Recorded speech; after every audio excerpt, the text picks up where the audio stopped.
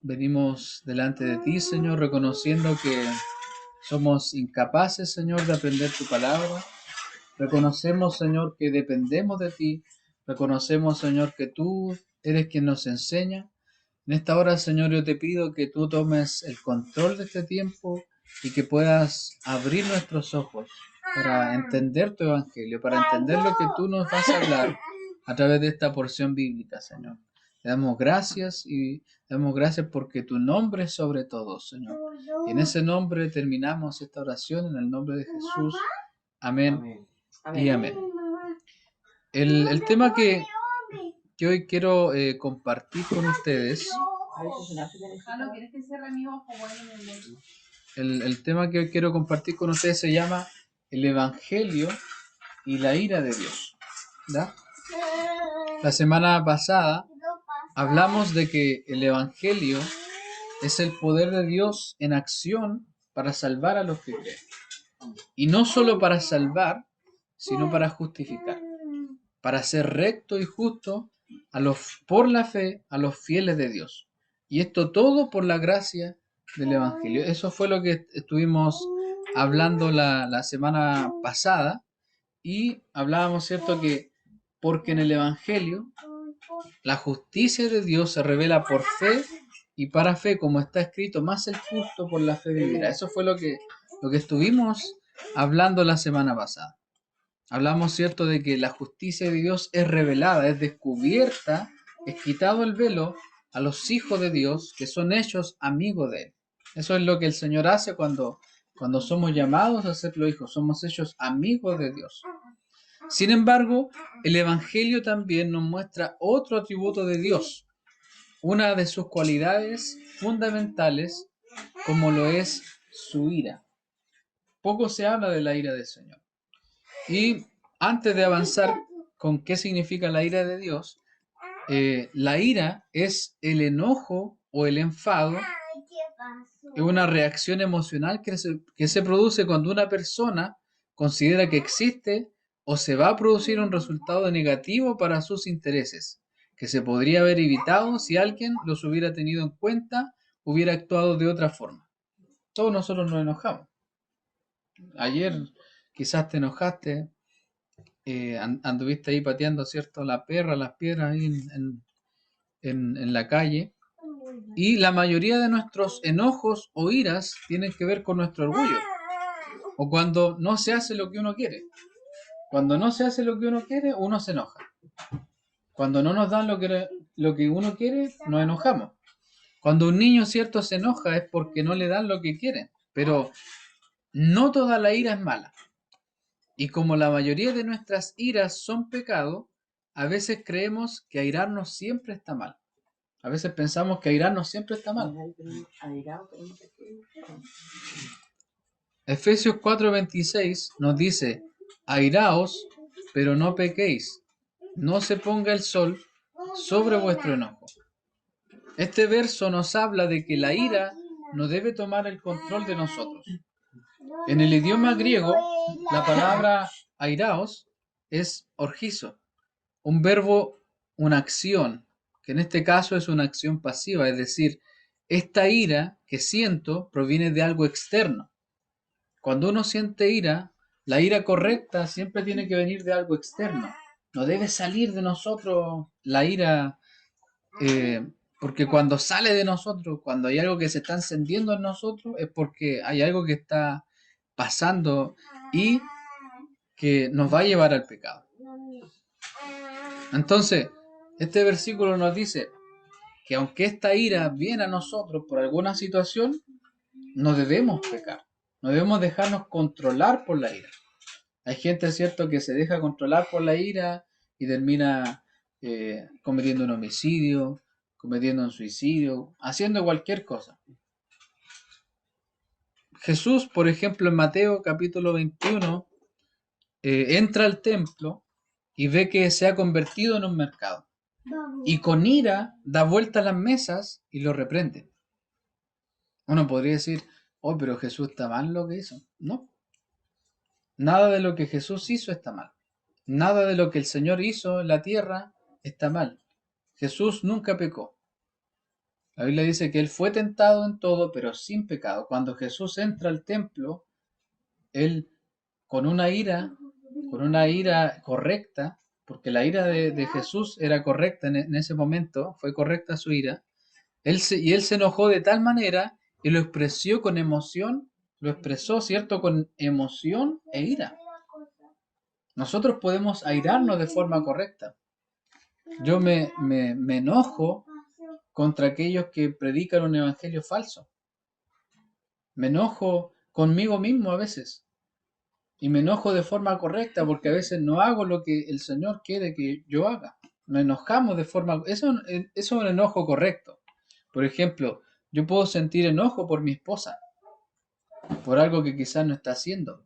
Pero una cosa es ir y gritarle o reprenderla duramente, a usar esa ira que estoy sintiendo, pero con amor. Es muy distinto y eso es lo que el Señor nos tiene que enseñar. Que Jesús hiciera eso no significa que era pecado porque Él no se dejaba dominar por la ira. Al entender esto, sabemos que la ira no es un pecado a menos que eso nos domine. Los humanos son dominados por sus deseos y pecados, pero Dios, al ser perfecto y sin pecado, no se deja dominar ni tentar por nada. Léeme por favor ahí, mami, que el verso. Santiago 1. Ahí está.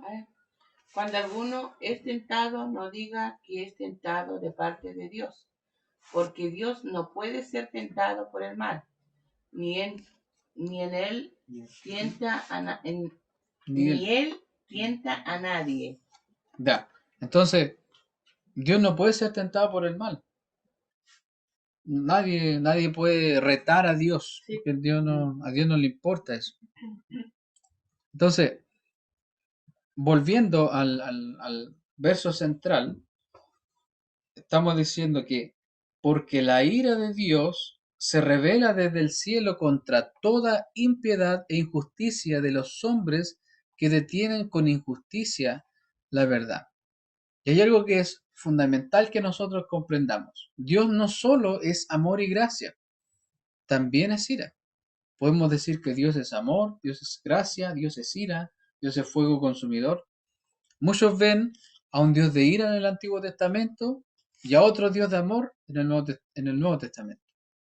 Pero estas palabras que estamos leyendo están en el Nuevo Testamento, por lo tanto, esa teoría de que hay dos dioses en la Biblia se cae inmediatamente cuando uno ve este tipo de versículos en el Nuevo Testamento.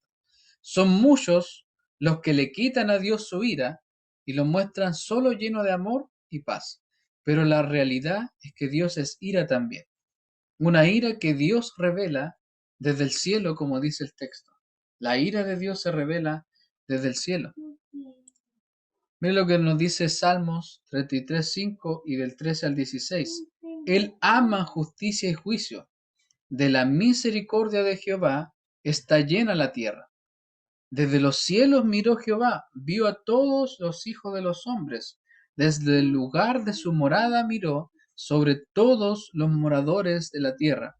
Él formó el corazón de todos ellos, atento está a todas sus obras.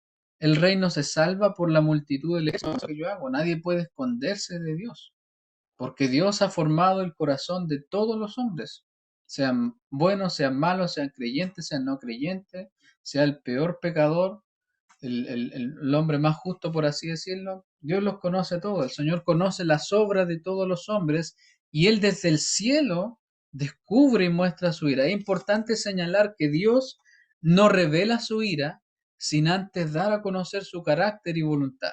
Esto habla de la lentitud de Dios en su ira, porque hay algo que la Biblia siempre nos va a marcar, siempre nos va a decir, que Dios es lento para la ira. Porque si Dios no fuera lento para la ira, entonces al primer pecado, muertos. Mire lo que nos dice Salmo 103:8. Misericordioso y clemente es Jehová, lento para la ira y grande en misericordia. Y algo curioso, nos dice lento para la ira y rápido en misericordia, no dice eso. Sino que solamente está hablando de una característica de la ira de Dios. Lento para la ira. Él es lento para irarse. Distinto a nosotros, porque nosotros somos rápidos para irarnos. Pero Él es lento para la ira. Él tiene misericordia de los más perversos pecadores. Si Dios no fuera lento para la ira, entonces no hubiera esperado tantos años por nosotros hasta salvarnos. Hay personas que no llegan al Señor hasta una avanzada edad. Entonces eso habla de que Dios es lento para la ira y grande en misericordia. Y el punto 1 que hoy día vamos a ver es que Dios revela su ira contra los que detienen la verdad. Entonces, los versículos dice, la ira de Dios, cierto, se revela desde el cielo contra toda impiedad e injusticia de los hombres que detienen con injusticia la verdad. Pablo sigue hablando de la verdad de Dios, su evangelio. Entonces, la ira de Dios se muestra contra aquellos que detienen la verdad de su palabra. El verso 19 dice que aquellas personas que detienen la verdad, la detienen debido a que conocen lo que Dios les ha manifestado. Nadie puede decir, no, yo no sé nada de Dios. Nadie puede decir eso, porque lo que estamos leyendo aquí en estos versículos anula eso. Anula totalmente lo que un hombre puede decir. Esto que dice aquí, lo que de Dios se conoce, eso significa algo que está brillando en ellos, algo que es notorio en ellos. Esto que dice aquí, lo que de Dios se conoce. Cuando dice aquí, les es manifiesto, eso significa que es algo que es notorio en ellos. No es algo, no es algo que ellos no se dan cuenta, sino que cada persona que está en pie, cada persona que está viviendo, que está respirando, sabe que Dios existe. Y aunque la persona te lo vaya a negar, la persona sabe que eso es así. ¿Por qué? Pues Dios se lo manifestó. Dios le ha manifestado a todos los hombres que Él existe. No es algo que está dormido, no es algo que está dormido ahí, sino que es algo que cada persona sabe que está ahí, que está golpeando la puerta. Por eso es que cuando una persona es expuesta a la palabra del Señor, la persona va a estar inquieta, porque sabe que Dios lo ha creado, porque es un llamado del Creador a que se vuelva a Él. Es algo que Dios, como dice el texto, se lo manifestó. Y las preguntas que nos surgen ahora es, ¿qué es lo que se conoce de Dios? ¿Qué es lo que se conoce? Y la otra pregunta es, ¿cuándo Dios lo manifestó? Y algo como un tip para cuando ustedes estudien la Biblia siempre, háganle preguntas al texto bíblico. Por ejemplo, aquí dice, lo que de Dios se conoce. Entonces una pregunta, ¿y qué es lo que de Dios se conoce? Dios se lo manifestó. ¿Cuándo Dios se lo manifestó? Y el versículo 20 nos da la respuesta a esas preguntas que uno se formula. Lo que se conoce de Dios, ¿qué es? Las cosas invisibles de Él, su eterno poder y deidad. Esas son las cosas que Dios ha manifestado. Hablábamos, ¿cierto?, la otra semana del poder de Dios, del poder del Evangelio para salvar. Ese mismo poder se hace visible. Eso que es invisible, que nadie puede verlo, se puede ver. Dios ha dado a conocer al hombre su poder y su deidad. Pablo aquí vuelve a hablar del poder de Dios, este poder que no solo es salvación para nosotros, sino también aplicado en la creación. Él también muestra su deidad, y esto tiene que ver con la característica principal de Dios, la divinidad de Dios. Es como, suena como algo redundante, pero es algo que muchas veces la gente dice, no, Dios es todopoderoso, pero no creo que sea Dios. Entonces, cuando la gente no cree que Dios sea Dios, entonces cualquier cosa, es cualquier cosa, cualquier amuleto, cualquier imagen. ¿Y cuándo? La otra pregunta que nos hacíamos, ¿cuándo Dios lo manifestó? ¿O lo comenzó a manifestar? Y aquí la pregunta, aquí el versículo nos responde esa pregunta. Dice, se hacen claramente visibles desde la creación del mundo, siendo entendida por medio de las cosas hechas, de modo que no tienen excusa. Y esto es lo que nosotros llamamos la revelación general de Dios. Esta es la revelación general. Cuando usted ve el lago, cuando usted ve el volcán, cuando usted ve las montañas, esa es la revelación general de Dios para todo el mundo. Todo el mundo. Y por esa revelación general, ya la gente queda sin excusa. Aunque no haya oído el Evangelio. Ya la gente queda sin excusa. Mire lo que dice Génesis 1:1. En el principio creó Dios los cielos y la tierra. Desde ese momento, cuando el Señor crea el cielo y la tierra, el hombre ya queda inexcusable. Ya no hay excusa para el hombre. Salmo 19 del 1 al 5 dice, los cielos proclaman, y esta es la versión, nueva traducción viviente, los cielos proclaman la gloria de Dios y el firmamento, las estrellas despliegan la destreza de sus manos. Día tras día no cesan de hablar, noche tras noche lo dan a conocer, hablan sin sonidos ni palabras, su voz jamás se oye. Sin embargo, su mensaje se ha difundido por toda la tierra y sus palabras por todo el mundo. Es decir, que Dios predica a través de la creación.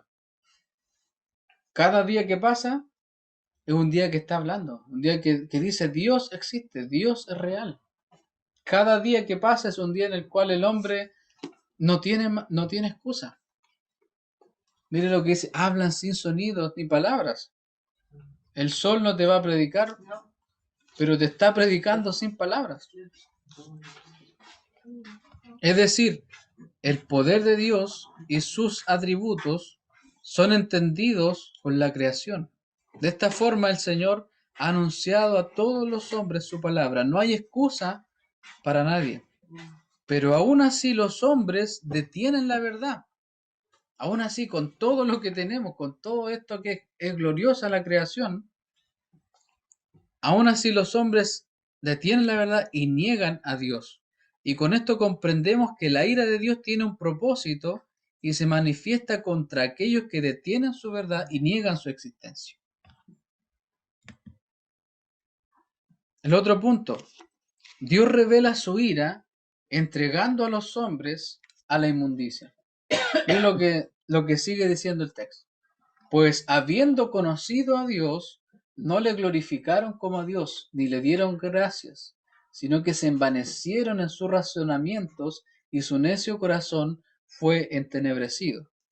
Cuando la palabra dice habiendo conocido, se refiere a una palabra griega que es ginosco, que quiere decir habiendo llegado a conocer. Es decir, los hombres han conocido a Dios mediante la creación.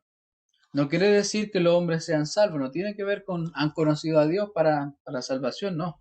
Sino que los hombres han conocido a Dios, saben quién es Dios. Uno puede decirle perfectamente a cualquier persona, tú conoces a Dios. Mira el volcán, mira el lago, mira las estrellas, mira el cielo. Tú conoces a Dios, tú sabes quién es Dios. Tú sabes que Dios te creó, mira tus manos, mira tus pies, Dios lo creó. Entonces, el propósito por el cual fuimos creados es para la gloria de Dios. Y el hombre ha errado ese propósito.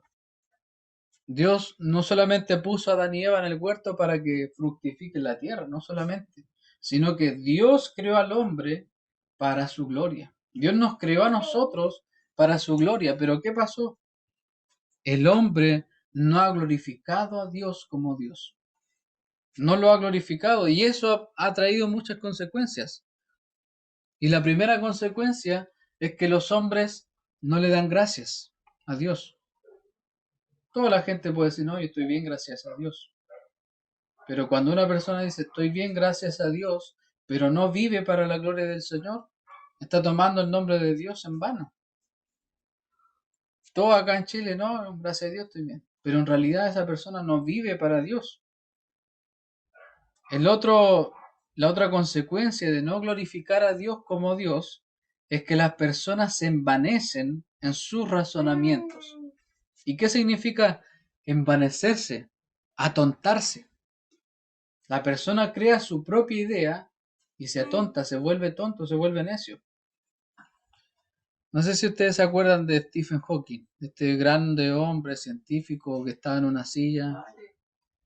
Él decía, dado que existe una ley como la de la gravedad, el universo pudo y se creó de la nada. La creación espontánea es la razón de que haya algo en lugar de la nada. Es la razón por la que existe el universo, de que existamos. No es necesario invocar a Dios como el que encendió la mecha y creó el universo. Esto es lo que decía ese hombre que le pasó esto. Habiendo conocido a Dios, no le glorificó como a Dios, ni le dio gracias, sino que se atontó en su propio razonamiento, en la propia idea que él formuló. Y mire lo que dice la Biblia. La Biblia trata a las personas como son en realidad. Salmos 14:1 y el 53:1 dice el necio en su corazón, no hay Dios, se han corrompido, hacen obras abominables, no hay quien haga el bien.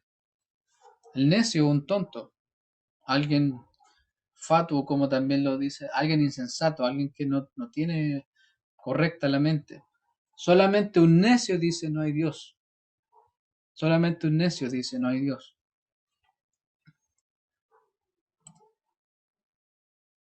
Y seguimos con algunas otras consecuencias de no glorificar a Dios como Dios.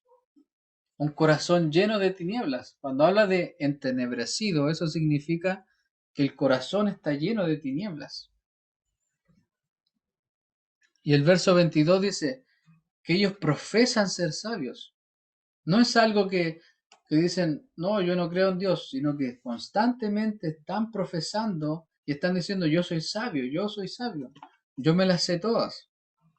Pero al hacerlo, al profesarse, al querer decir, no, yo soy sabio, yo me la sé, yo sé que Dios no fue el que creó el universo, el Big Bang fue, al hacer eso, al creerse con la autoridad de decir eso, a sacar a Dios de la creación, sin saberlo se hacen necios, se hacen tontos. Y así también los seguidores de esas personas que publican esas cosas.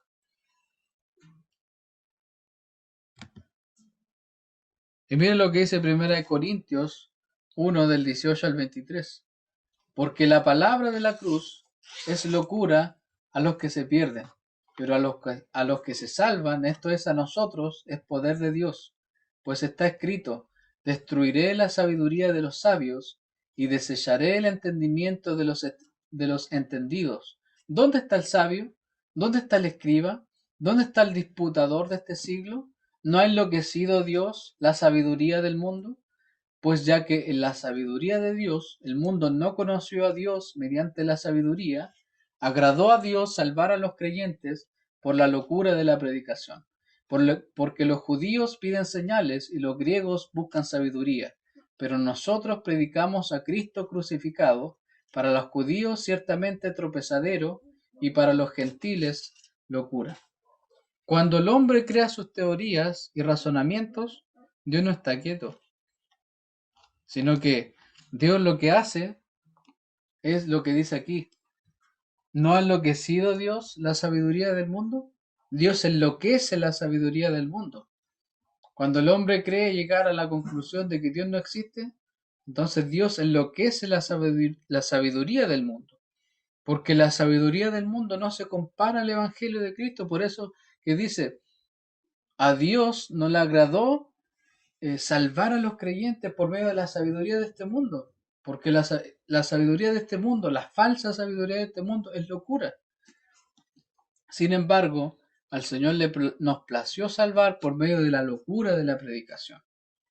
¿Y cuál es ese mensaje loco para el mundo? El mensaje del Evangelio.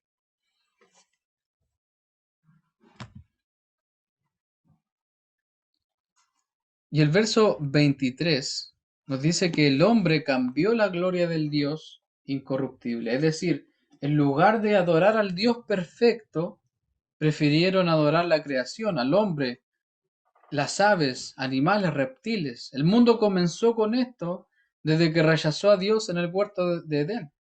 Cambiaron la relación perfecta que tenían con Dios por una mentira de una serpiente, imagínense.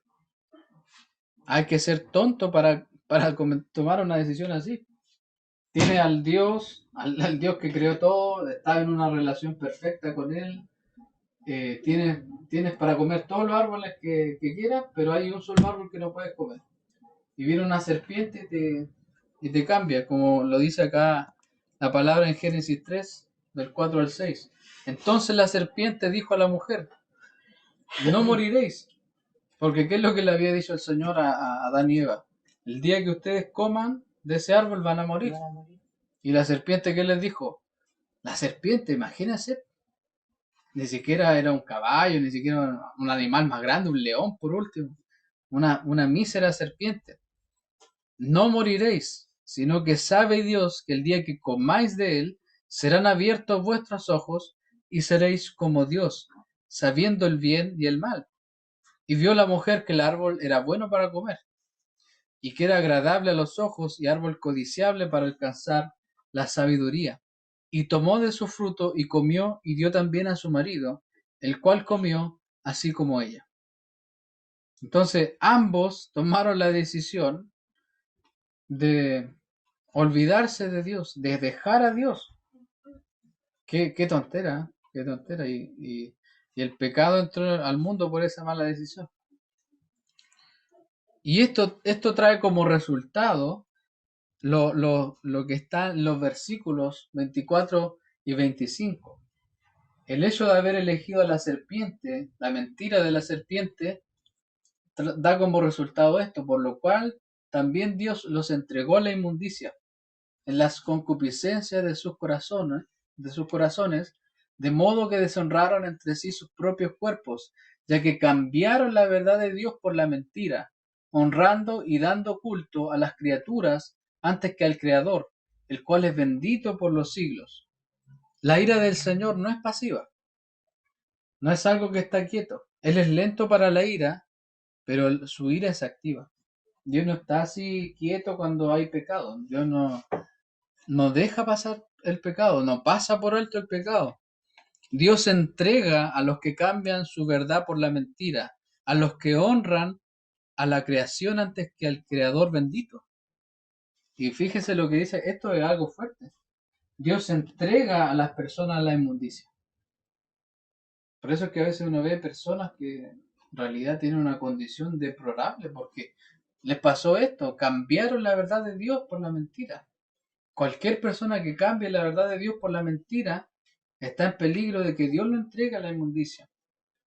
Y aquí la palabra concupiscencia, que es una de las palabras difíciles que aparecen aquí, en el griego es epitsumia, que habla del deseo, pero por aquello que es prohibido. Es decir, lo contrario al Evangelio. Dios entrega a esas personas a una vida de deseos, porque esa fue la decisión que ellos tomaron. A los deseos de sus corazones, a todo lo que es contrario al Evangelio, a todo lo que es contrario a Cristo, a todo lo que es contrario al Creador. Y aquí hay un punto que igual es súper importante. El hombre sabe que la ira y juicio de Dios vendrá por él. El hombre así como sabe que Dios existe y sabe que está mal, también el hombre sabe que la ira y el juicio de Dios vendrá por él. Algunas personas hablan de ignorancia, que dicen que en el infierno la van a pasar bien. Que ahí está todo, Bob Marley, Michael Jackson, la van a pasar bien. Dicen que quieren irse allá porque según ellos la van a pasar bien, pero en realidad no es así. No podemos culpar a Dios de la condición de pecado de algunos hombres. No podemos culpar a Dios, no podemos decir, no, esa persona está así porque Dios lo dejó, lo entregó. No, no podemos decir eso. Porque uno con estos versículos no podría decir, entonces el Señor es el que entrega a la gente. No, no es así. Pero ahí nos decía que Dios lo entrega a Claro, pasiones. Dios lo entrega de acuerdo al rechazo de ellos. De acuerdo al rechazo de ellos al Evangelio. De acuerdo a la incredulidad de ellos. Y los incrédulos han rechazado el Evangelio. Y eso trae como consecuencia una vida de pecado. Cualquiera de nosotros que rechace el Evangelio, cuando antes vivíamos nuestra vida rechazando el Evangelio, eso trae una vida de pecado, no hay otra cosa. Pasiones vergonzosas, miren lo que dice aquí. Aquí nos metemos en terrenos más delicados. Pues aún sus mujeres cambiaron el uso natural porque él es por él que es contra naturaleza. Ahí está hablando de las relaciones sexuales inmorales. De eso está hablando ese Estamos versículo. viendo hoy día las mujeres con mujer y hombre con hombre. Claro. Entonces, la NTV, por ejemplo, dice, dieron rienda suelta al sexo unas con otras. El verso 27 nos habla también de las relaciones entre hombres y las consecuencias de rechazar el diseño de Dios. Porque todo esto es el rechazo a lo que Dios creó. El rechazo a lo que Dios creó en Edén. A ese diseño de Adán y Eva. Y dice aquí, y recibiendo en sí mismos la retribución debida a su extravío. Y eso tiene que ver con las consecuencias que acarrean este tipo de pecados. Todo lo que uno ve hoy día, todos los tipos de enfermedades venéreas que hay hoy día, eso es la retribución de la que habla aquí. Hasta la muerte. Una persona que, que no se arrepiente y que no cree en el Evangelio, va a morir en ese pecado.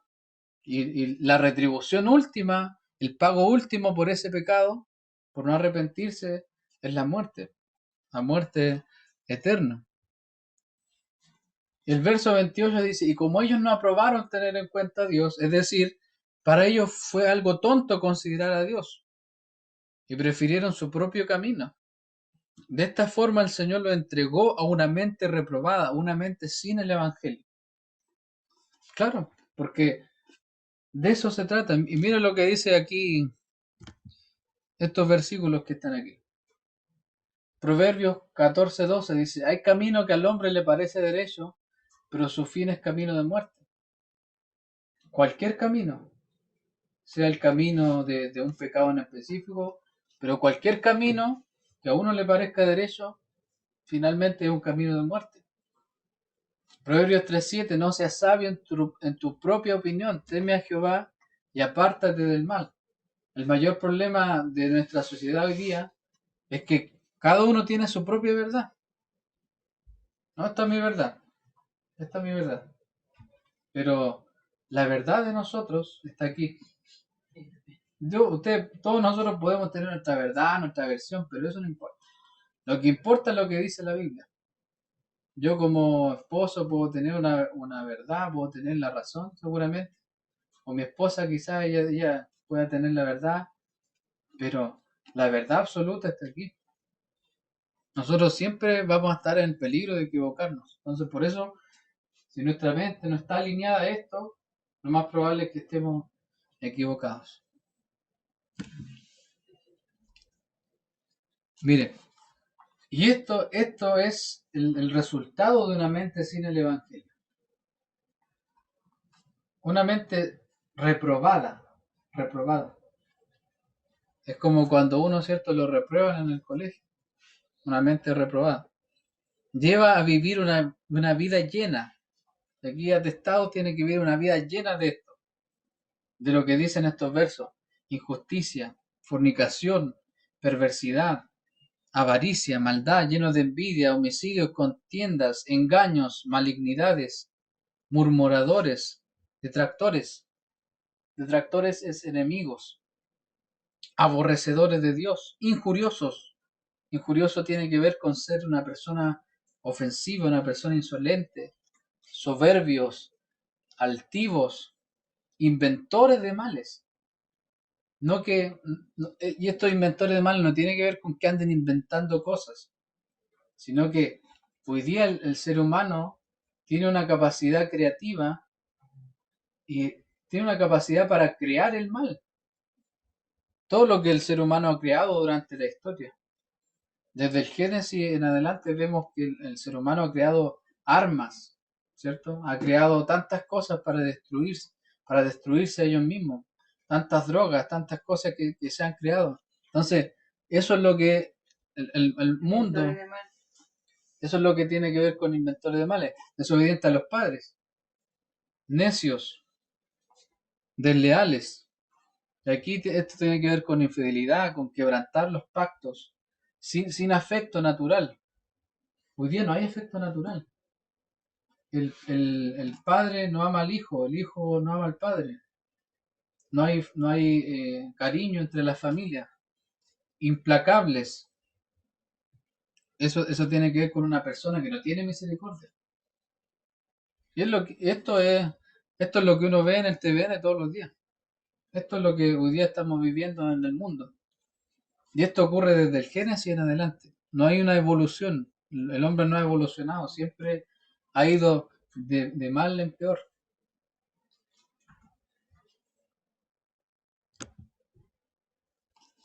De aquí en la parte donde dice, quienes habiendo entendido el juicio de Dios, que los que practican tales cosas son dignos de muerte, no solo las hacen, sino que también se complacen con los que las practican.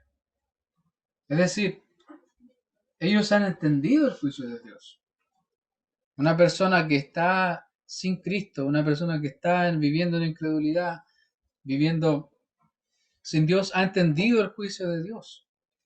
La justicia de nuestro Rey que exige el pago por el pecado.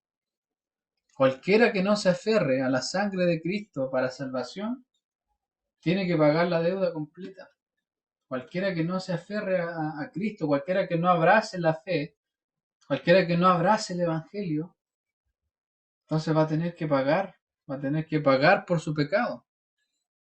El Evangelio que justifica y hace justos a los hijos de Dios, también juzgará un día a los que no creyeron y se atontaron en lo que creían. No habrá excusas ese día. No habrá excusas. De aquí está la clave de todo esto. Juan 3, del 18 al 20. El que en él cree no es condenado, pero el que no cree ya ha sido condenado porque no ha creído en el nombre del unigénito Hijo de Dios. Es decir, la persona que no cree, tiene un boleto seguro que dice condenación. Tiene el pasaje comprado en el bus de la condenación. Porque no ha creído en el nombre del unigénito Hijo de Dios. Y esta es la condenación, que la luz vino al mundo y los hombres amaron más las tinieblas que la luz, porque sus obras eran malas. Esta es la condenación. Esta es la condenación. No está Dios aquí condenando, sino que la gente se autocondena. Y los hombres amaron más las tinieblas que la luz porque sus obras eran malas. Porque todo aquel que hace lo malo aborrece la luz y no viene a la luz para que sus obras no sean reprendidas. En Cristo nuestras obras son reprendidas. No podemos vivir de la misma forma que vivíamos antes. Y si hay algún patrón o conducta pecaminosa, Dios la endereza en nuestra vida y nos saca de ahí. Y el último punto, que ya es la aplicación para nuestras vidas, el Evangelio nos libra de su ira y de vivir como el mundo. Porque lo que acabamos de aprender es algo terrible y es la condición del hombre. La condición del hombre delante de Dios. Por la gracia de Dios hemos sido sacados de las tinieblas a la luz. Ahora, habiendo entendido la ira de Dios que se revela en el Evangelio, debemos saber que estamos seguros en Cristo. A pesar de todo lo que hemos leído, hay otros en el Evangelio. Hay una esperanza firme, una esperanza que no es un papel que si se rompe, jodimos, no. Sino que hay una esperanza firme en el Evangelio. Sin embargo, estas cosas que hemos oído aún pueden ocasionarnos problemas en nuestro caminar con Cristo. Siempre que vivamos en esta carne, en este cuerpo terrenal, estaremos propensos a caer en alguna de estas cosas que Dios aborrece. Yo no sé lo que va a pasar con nosotros en un año, o en 2 años, o en 10 años, no lo sé. Pero algo estoy seguro, de que voy a pecar. Porque mientras no llegue allá y no tenga mi cuerpo renovado y regenerado y transformado completamente, yo sé que voy a pecar. Pero hay una esperanza. Que no sé lo que va a pasar el día de mañana, pero yo sé que Cristo me va a sostener. Amén. Y a pesar de que uno pueda caer en alguna de estas cosas, hay un Cristo que nos va a levantar y que tiene el poder para levantarnos. Efesios 4, 22 al 24. En cuanto a la pasada manera de vivir, despojaos del viejo hombre que está viciado conforme a los deseos engañosos. Es decir, todo lo que hemos leído, hay un viejo hombre que está ahí. No sé dónde estará el viejo hombre ahora. Yo espero que esté encerrado en la pieza donde lo dejé. Encerraron. Pero aquí dice que hay que despojarse, ni siquiera hay que encerrarlo, sino que hay que sacárselo. Así como cuando uno se saca la ropa, uno tiene que despojarse, desnudarse del viejo hombre. Porque dice que está viciado. Es un hombre lleno de vicios. Conforme a los deseos engañosos, todo lo que leímos, toda esa lista fea de cosas. Y dice, y renovaos en el espíritu de vuestra mente. Todo está aquí en la mente. Es importante que uno esté renovando la mente. Porque de esa forma, esas cosas que leímos no van a estar ahí en nuestra mente. Y vestíos del nuevo hombre, creado según Dios en la justicia y santidad de la verdad. Es decir, algo todo contrario a lo que leímos recién. Esto es lo que debemos vestirnos, este nuevo hombre que Dios crea a través del Evangelio. Creado según Dios en la justicia, en esa justicia del Evangelio que nos justifica, y santidad de la verdad. Solamente el Evangelio nos permite vivir de la forma correcta. Solamente el Evangelio nos da el camino correcto para vivir. Todo lo otro puede ser una religión falsa y eso. Y esto de vestirse del nuevo hombre y todo eso, esto no es posible sin la ayuda del Espíritu Santo. Amén. Solo mediante el poder del Evangelio, que es salvación, podemos estar firmes en Cristo para poder seguir la verdad del Evangelio. Glorificar a Dios como el Dios de la Biblia, no el Dios de nuestra imaginación. Porque a veces creamos un Dios. A veces creemos que Dios es como un genio de la lámpara, que debemos frotarlo o ir a la oración y pedirle los 3 deseos, pero no es ser agradecidos día a día, porque muchas veces estamos insatisfechos con todo, queremos más, más, más, pero demos gracias a Dios. También ser libres de vanos pensamientos o razonamientos. A veces uno anda pensando cosas que en realidad Dios no quiere que uno piense. Tener la mente iluminada con el Evangelio también. Solo Dios nos puede ayudar a esto. No cambiar la gloria de Dios por la vanagloria de la vida o cualquier otro ídolo. Caminar en el consejo del Señor y no en nuestra opinión. Mientras el Evangelio se predique en una iglesia, ahí tenemos que estar. Cuando el Evangelio no se predique en esta iglesia, usted tiene que arrancar. Vivir confiados, y esto es algo importante, vivir confiados de que el día del juicio estaremos seguros. Porque si no nos aferramos al Evangelio, entonces va a mandar, uy, ¿qué será de mí cuando el Señor venga? Miré contigo, no Señor. No tiene que ver con eso. No tiene que ver si me voy con Él o no me voy con Él, sino que tiene que ver si he recibido a Cristo. Si soy salvo, entonces estoy seguro. Y las últimas citas. Primera de Juan 2, 28 al 29 dice, y ahora, hijitos, permaneced en Él, para que cuando se manifieste tengamos confianza, para que en su venida no nos alejemos de Él avergonzados. Si sabéis que Él es justo, sabed también que todo el que hace justicia es nacido de Él. Y con esto hemos terminado. Tengamos confianza en Dios. Que no flaquee nuestra fe al ver el pecado en nuestra vida. Porque a veces uno ve pecado, ¿no? Y dice, oh, de nuevo es lo mismo. Pero no, el Señor nos dice, permanezcan en Él. Para que cuando se manifieste, es decir, para que cuando Él venga, tengamos confianza. Para que en su venida no nos alejemos de Él avergonzados. Hay muchos que van a alejarse de Él, todos los que no creyeron en Él, todos los que decidieron honrar a un animal o a ellos mismos antes que al Creador, van a huir de él avergonzados. Pero esto debemos saberlo. Si sabéis que Él es justo, sabed también que todo el que hace justicia es nacido de Él. ¿Y quiénes son los nacidos de Él? Los hijos de Dios, aquellos que han creído en Cristo. Este es el mensaje de este día. El Evangelio nos muestra la ira de Dios, nos muestra que la ira de Dios va a llegar un día para aquellos que no creen en Él, pero también el Evangelio nos muestra que somos libres de la ira de Dios y que podemos descansar para vivir como Él manda y no como nosotros queremos. Amén.